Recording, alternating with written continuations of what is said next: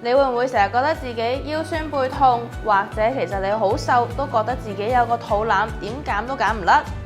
呢啲全部都係盤骨前傾嘅症狀。上一條片同大家講過盤骨前傾點樣影響我哋嘅睡眠，咁今日就同大家分享3個運動點樣去改善翻我哋盤骨前傾嘅情況啦。第一個運動係死蟲式，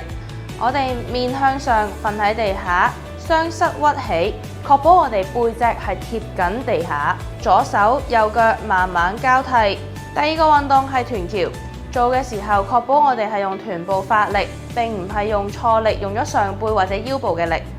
如果大家覺得臀橋太簡單呢，可以做個升級版，用我哋嘅腳慢慢前後喐動，同時保持臀部推起。最後呢個運動呢，我哋拍埋牆，嘗試咧將我哋嘅背部貼緊牆壁，同時收起我哋嘅腹部，捲起我哋嘅盤骨，維持30秒。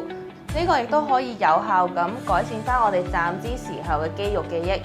大家仲想知道啲乜嘢內容，就歡迎留言話我聽啦。